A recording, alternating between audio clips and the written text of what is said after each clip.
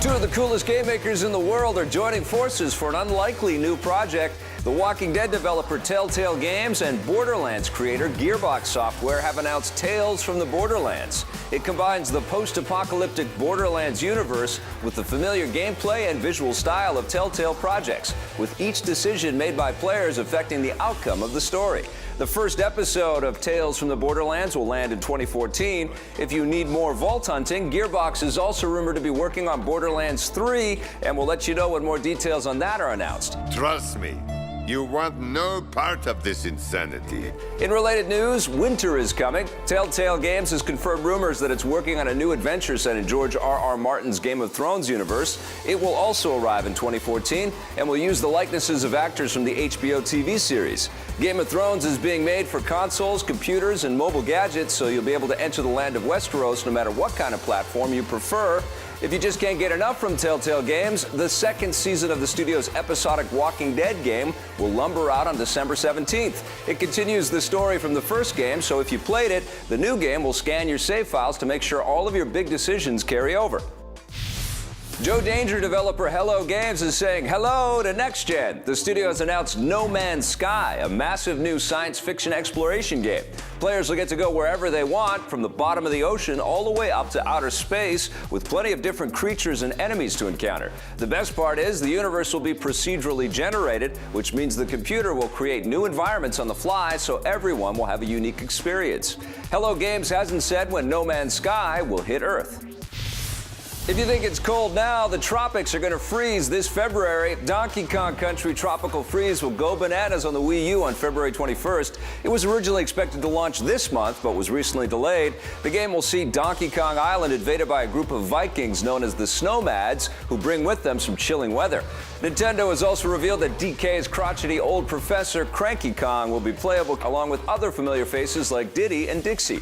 Tropical Freeze is being developed by Retro Studios, the same team that worked on other big Nintendo games, including Metroid Prime. As a studio, we base everything off of having a quality product. Working with Nintendo, being part of Nintendo, we're afforded that luxury to just keep working at it until we get it right. So that's just something that we're just so lucky to have. And we've got a great team. We've been building a great team for a lot of years. And I think that between that, having the backing of Nintendo and having a fantastic team has been able to give us this opportunity to at least be successful up to this point. So we just keep trying as hard as we can. Marissa will have a closer look at Tropical Freeze and other big 2014 games later in the show during the Sonar.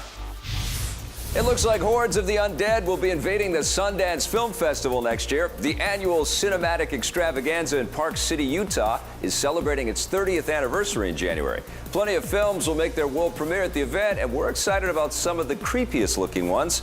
Insidious writer Lee Wannell's latest film, titled Cooties, is about a viral outbreak at an elementary school that turns the students into a feral swarm of savages.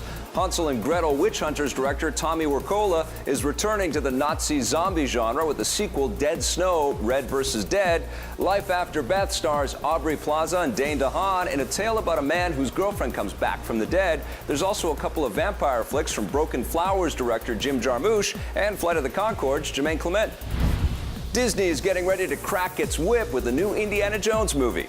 The massive studio and new parent of Lucasfilm has worked out a deal with previous Indiana Jones distributor Paramount Pictures over how to proceed with future indie flicks. Disney will have full creative control as well as the marketing and distribution rights, while Paramount will have a limited financial participation and also maintain control of the first 4 movies. Disney struck similar deals over the rights to the Iron Man, Thor, and Hulk movies after Disney purchased Marvel in 2009. When Disney acquired Lucasfilm last year, it took over the Star Wars franchise, but the fate of Indy remained unclear. The deal means that a new Indiana Jones movie can now move forward uninhibited.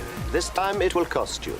Disney hasn't said what it plans to do now. There were rumors earlier this year that Harrison Ford would only agree to appear in Star Wars Episode 7 if Disney agreed to make another indie movie with him.